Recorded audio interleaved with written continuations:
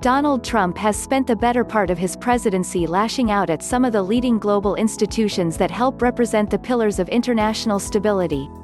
Over the course of his term, the American president has lashed out at bodies such as the United Nations, NATO, the European Union, and the World Trade Organization as foes, fools, or frauds. The World Health Organization, of course, recently joined the list, and today, Trump announced his intention to abandon support for the WHO altogether. The Associated Press reported.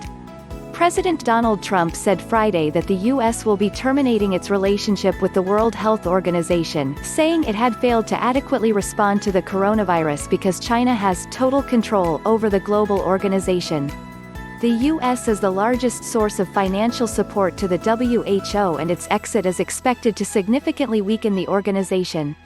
Trump said the U.S. would be redirecting the money to other worldwide and deserving urgent global public health needs, without providing specifics.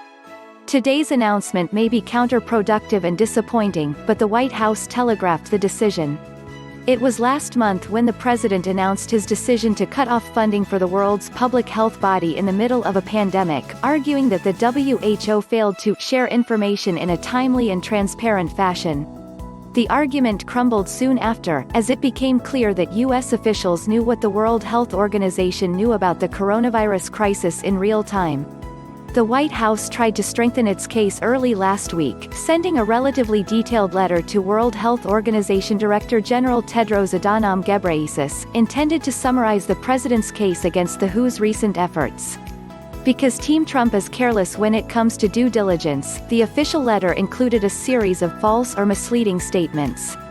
In theory, the degree to which the White House embarrassed itself should have caused administration officials to rethink its offensive against the World Health Organization. Instead, it appears the president did the opposite. Last week's letter gave the WHO a 30-day deadline to advance a series of proposed reforms.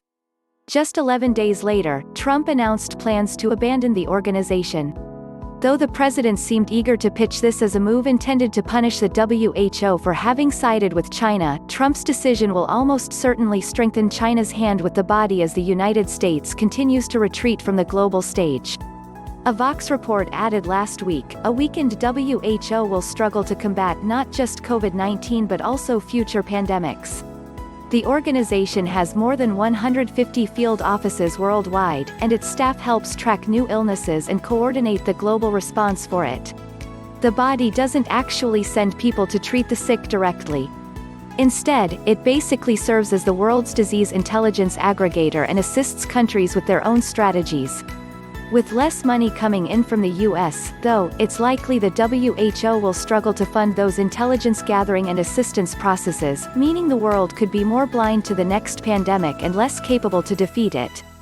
That, in turn, would make everyone on Earth less safe, and perhaps even require the U.S. to spend more money down the line.